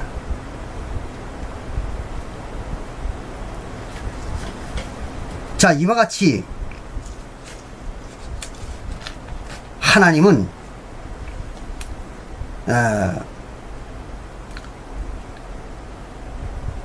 한 분이지 복수로 존재할 수가 없습니다. 그렇기 때문에 여호와 하나님이 이스라엘 백성들과 아론이 엘로힘을 만든다고 하면서 송아지들을 만들었을 때 노발대발한 겁니다. 왜? 자기가 아니기 때문에. 그래서 여호와는 엘로힘이 아닙니다. 물론 여호와라는 명칭도 아니죠. 앞에서 말씀드렸던 것처럼 하나님의 명칭은 명백하게 말한다면 잊혀진 이름입니다. 그랬죠. 문자로는 기록이 남아있으나 읽을 수가 없습니다. 말할 수가 없어요. 그러니까 그 이름은 말할 수가 없으니까 잊혀진 이름입니다.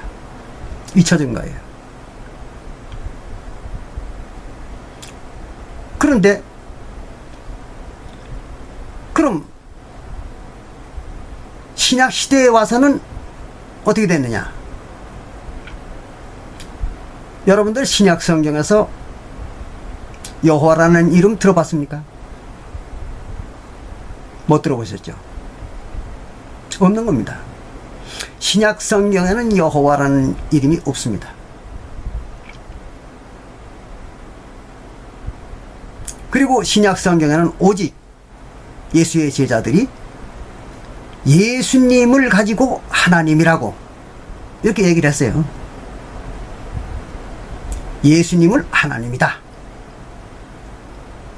요한복음 20장 28절에도 그렇게 말을 했고, 또 요한일서 5장 20절에도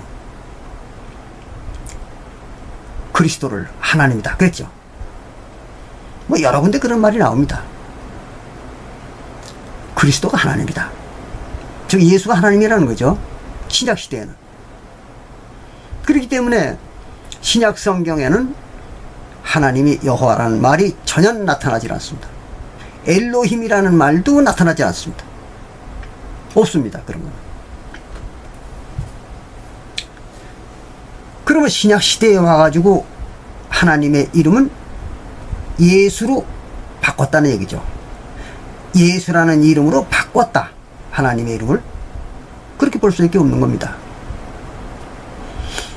물론 동의하지 못할 분들도 있을 거예요. 이런 주장에. 그러나 그건 성경의 엄연한 기록입니다. 그건 제가 주장하는 게 아닙니다. 성경에서 주장하는 겁니다.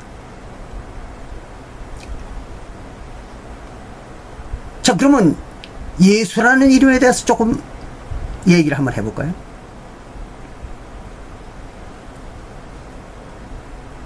사도행전 4장 12절에 예수님의 제자들이 뭐라고 그랬는지 한번 보겠습니다.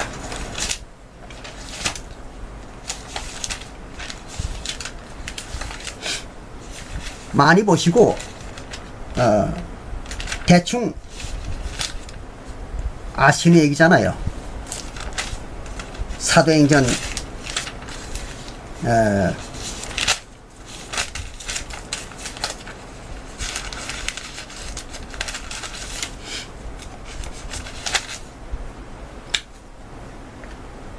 4장 12절에 보면 여기 이렇게 기록되어 있죠. 다른 이로서는, 이건 무슨 말이냐면 다른 이름으로 그 말입니다. 다른 이름으로서는 구원을 얻을 수 없나니 천하 인간의 구원을 얻을 만한 다른 이름을 우리에게 주신 일이 없음이라 그랬어요.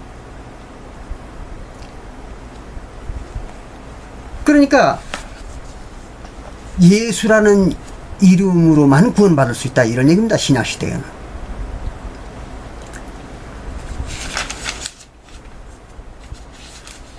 그래서 예수님이 구원자의 이름이죠. 그 예수 외의 이름으로는 구원받을 수가 없는 겁니다.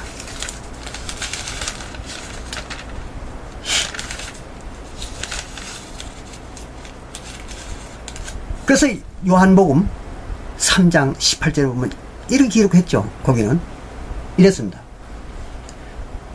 저를 믿는 자는, 즉 예수입니다. 예수를 믿는 자는 심판을 받지 아니하는 것이요 믿지 아니하는 자는 하나님의 독생자의 이름을 믿지 아니함으로. 그래서 예수의 이름을 믿지 않기 때문에, 예수를 믿지 않기 때문에 벌써 심판을 받은 것이니라 그랬어요.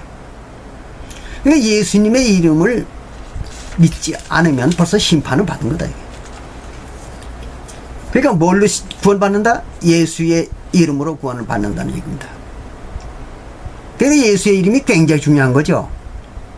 신약 시대에 와서 예수의 이름을 알고 예수의 이름을 통해서만 구원을 받는 것이니까 예수 이름을 모르는 사람들은 구원을 받을 수가 없잖아요. 그러니까 예수 이름을 안다는 게 얼마나 중요한 겁니까?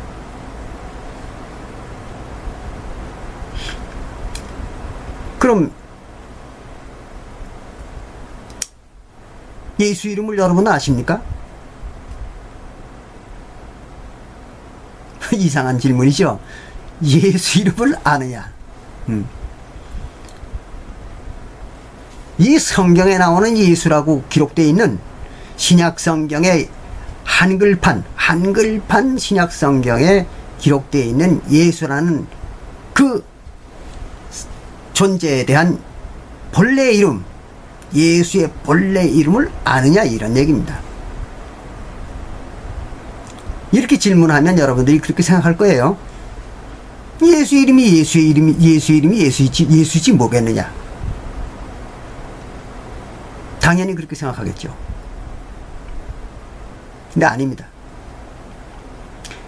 예수 이름은 예수가 아닙니다. 여기 문제가 있는 겁니다. 신약 시대에 하나님으로 나타났던 그 예수, 그 이름은 그 그리스도, 즉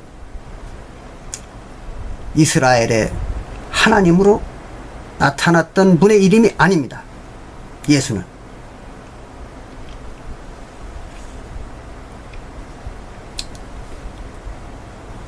우리가 한글판 성경에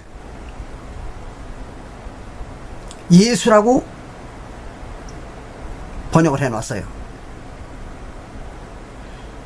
그리고 영어 성경에 보면 J-E-S-U-S 지저스입니다. 지저스. 예수를 지저스라고 했습니다.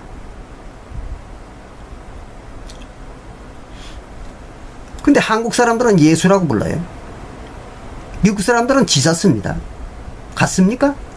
틀리잖아요. 홍길동이를 갖다가 홍갈둥이라고 불러보십시오. 그 홍길동입니까? 아니잖아요. 이름은 같아야 됩니다. 이름은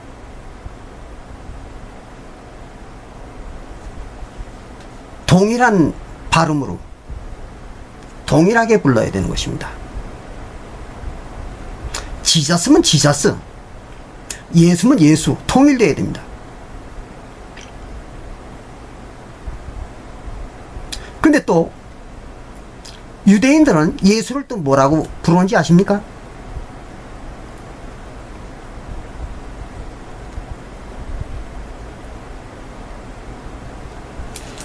예수를 이렇게 부릅니다. 예수아. 예수아라고 부릅니다.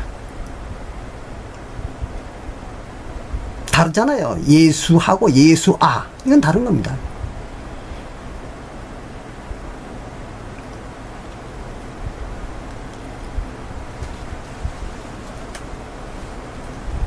그럼 과연 유대인들이 또 부르는 거 예수아라는 것은 맞을까요? 그것도 틀립니다. 왜 틀리느냐? 여러분들 대충 아시겠지만 사도시대에 유대인들 중에 평민들은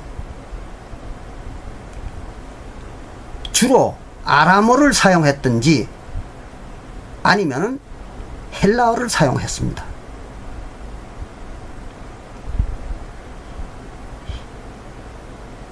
시브리 민족이면서도 그 당시에 사도시대의 시브리인들은 시브리 말을 할 줄 몰랐습니다. 그리고 시브리 문자도 몰랐습니다.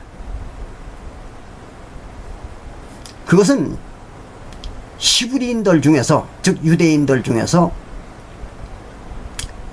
많은 학식을 갖춘 학자들이나 또는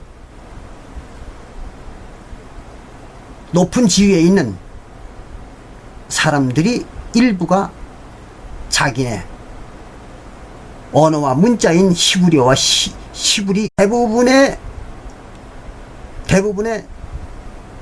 유대인들은 아람어를 사용했습니다.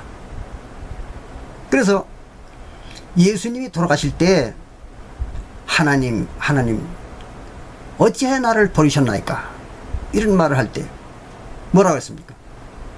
엘리 엘리 라마 사막다니. 그게 바로 아람어입니다. 예수님도 아람어를 사용했던 겁니다. 그러니까 예수의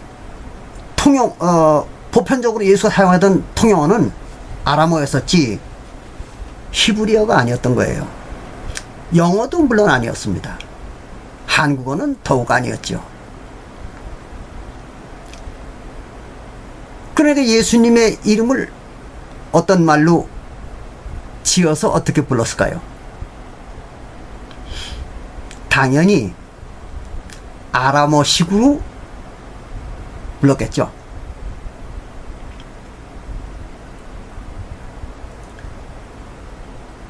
근데 오늘날 과연 그 예수의 아람어식 그 이름이 전해져 오고 있습니까? 아니잖아요. 그러니까 아까 제가 말하기를 이스라엘의 구약시대의 이스라엘의 하나님의 이름도 잊혀진 이름이다. 그렇게 말했던 것처럼 예수의 이름도 사실은 잊혀진 이름입니다. 아는 사람이 없죠. 아는 사람이 없습니다. 그러니까 뭐 영어로는 지서스, 한국말로는 예수, 또 우리 그 200년 전 기독교가 우리나라에 처음 전래됐을 때는 야소라고도 또 그랬죠. 야소. 그래서 예수교를 갖다 야소교, 예, 그랬습니다. 예수가 야소입니다. 그때는 야소와 예수가 같은 이름이라고 생각하십니까? 아니잖아요. 아닙니다. 같은 이름일 수는 없습니다. 같은 이름이라면 부르는 것도 같은 음가로 불러야 됩니다. 자, 이러고 보니까 예수라는 이름도 잊혀진 이름이잖아요. 잊혀진 이름. 그러면 이스라엘 신의 이름이 구약시대의 이스라엘 신의 이름도 잊혀졌고 신약시대의 예수라는 이름도 사실은 본래 이름이 아니니까 잊혀진 이름입니다. 없어요. 네. 근데 이름도 없는데 어떻게 그 이름으로 구원받습니까? 분명히 사도행전 4장 12절에 예수의 이름만이 구원을 받을 수 있다 그랬어요. 근데 그 이름이 없어졌는데 어떻게 구원을 받습니까? 자, 그러면 오늘날 모든 기독교 집단들이 자기들은 예수 이름으로 구원받았다 이렇게 주장합니다. 사실일까요? 참나는 말씀이죠. 구원 못 받았습니다. 예수의 이름이 없는데 어떻게 구원을 받습니까? 그렇겠죠? 이게 논리라는 겁니다. 논리. 진리도 논리가 맞는 진리라야 진리입니다. 논리에 맞지 않는 사항을 가지고 그걸 진리다 이렇게 주장하는 사람들이라면 아주 미개한 또 전혀 무식한 사람들의 얘기입니다. 진리는 논증이 돼야 되는 것입니다. 사실성에 대한 확실한 논증이 돼야 그 진리입니다.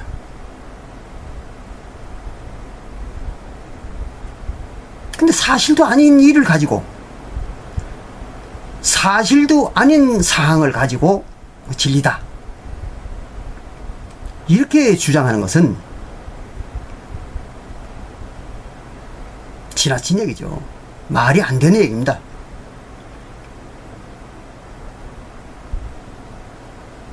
자, 그러면 어떻게 하겠습니까? 예수라는 이름이 없어요. 그 본래 예수의 본 이름이 없어졌습니다. 그럼 어디가 찾을까요? 그런데 이제 예수가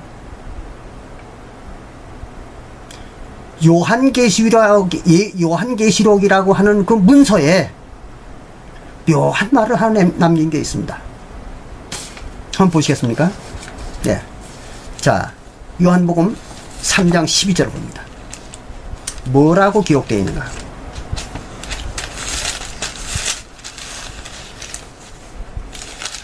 요한계시록 3장 12절입니다.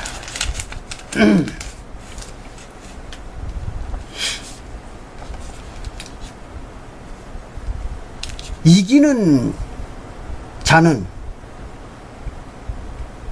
이거는 이제 많은 그 고난과 어려움을 다 이기는 자, 그런 거 다 이기는 자는 내 하나님 성전의 기둥이 되게 하리니. 신약 시대의 하나님의 성전이 뭡니까? 고린도전서 3장 16절에 나와 있잖아요. 성도들의 영혼이 성전이다 그랬죠, 거기에. 그러니까 성전의 기둥이 되게 하겠다. 그 말은 무슨 말이에요? 성전이 되게 해주겠다, 그런 얘기입니다. 그래서 요한복음 3장 16절에 나오는 성도들의 영혼이 되게 해주겠다, 그런 얘기입니다. 구원받은 자의 영혼이 되게 해주겠다는 얘기죠. 그런 얘기예요. 하리니 그가 결코 다시 나가지 아니하리라. 어디에서? 하나님의 나라에서. 하나님의 나라에서 일단 들어와서 다시는 안 나가게 해주겠다, 그런 얘기입니다.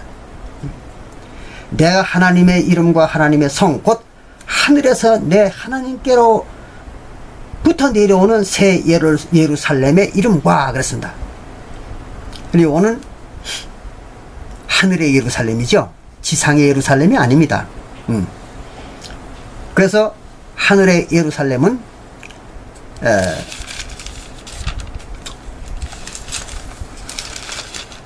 히브리서, 요건 여러분들이 나중에 확인해 보세요. 히브리서 12장 22절에 보면 하늘 예루살렘이 나옵니다. 뭐라고 써 있는가 하면, 그러나 너희가 이르는 곳은, 성도들에게 하는 말입니다. 사도 바울이. 너희들이 도착한 곳, 너희가 이른 이 교회, 여기가 이런 곳은 시온산과, 무슨 시온산이? 하늘의 시온산입니다. 땅의 시온산이 아닙니다. 하늘의 시온산과 살아계신 하나님의 도성인 하늘의 예루살렘과 그랬습니다. 이 교회가 바로 하늘의 예루살렘이다 이겁니다. 그러니까 성도들의 영혼들이 하늘의 예루살렘이 된 겁니다. 그래서 그 말입니다. 자, 다시 요한계시록 3장 12절에 하늘의 예루살렘의 이름과 그랬습니다. 하늘의 예루살렘의 이름을 가르쳐 주겠다. 그게 뭔지를 가르쳐 주겠다는 겁니다. 누구들에게? 구원받는 자들에게. 나의 새 이름을 그랬습니다. 나의 새 이름. 그러니까 나의 새 이름이니까 예수의 새 이름이죠. 이게 예수가 예언한 것이니까. 그 예수의 새 이름을 그 위에 기록하리라.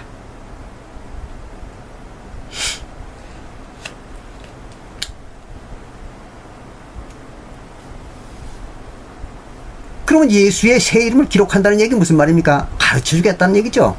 누구에게? 구원받는 자들에게. 그러니까 구원받는 자들에게만 예수의 이름을 가르쳐 주겠다는 겁니다.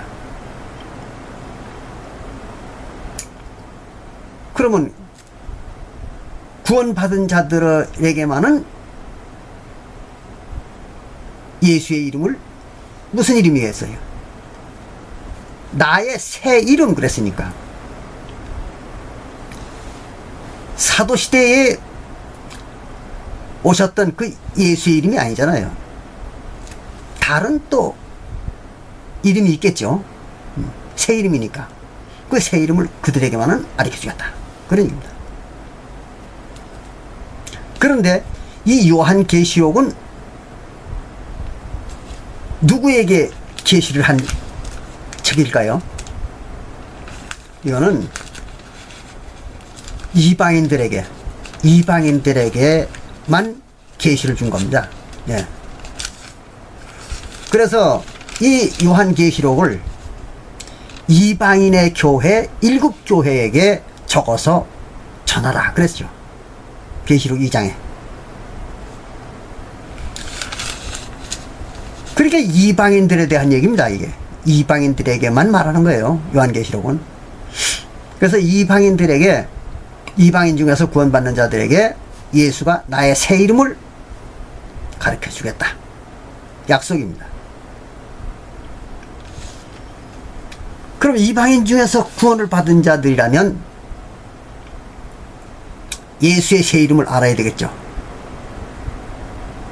또 알 거 아니겠습니까? 분명히 구원받은 자들에게는 새 이름을 가르쳐 주겠다고 했으니까 알고 있을 거예요, 이방인들 중에서 구원받은 자들은. 근데 오늘날 이 무수한 이방인의 기독교인들이, 이방인들로 구성되는 이 지구상의 무수한 기독교인들의 집단들이 이걸 알아야 될 거 아니에요, 예수의 새 이름을. 근데 아는 사람이 있을까요? 없습니다. 단 한 사람도 없습니다.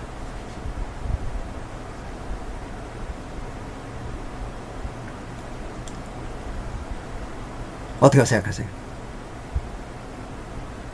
이런 일을 어떻게 생각하십니까? 이게 바로 성경에 나오는 하나님의 깊이 감추어져 있는 비밀입니다. 그렇기 때문에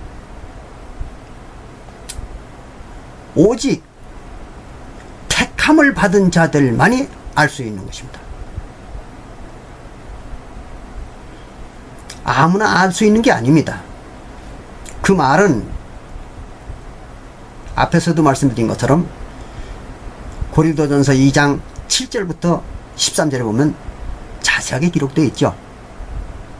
성령을 받은 자, 즉 하나님에게 택함을 받고 성령을 받은 자, 즉 구원받은 자들입니다.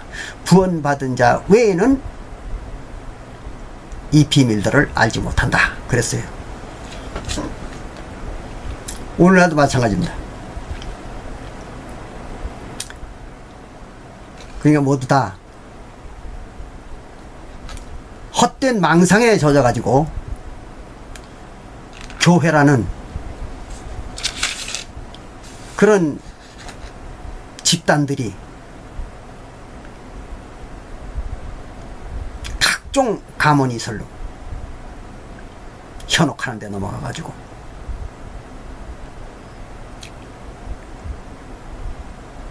무슨 천국을 가느니, 또 구원을 받았느니, 또 진리를 아느니, 또는 우리 교회만 하나님을 영접했다느니, 이런 그 허황된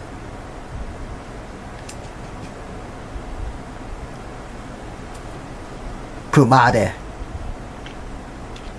현혹이 되어 있는 것입니다. 물론 이제 이 하나님에 대해서 더 많은 얘기들이 있습니다.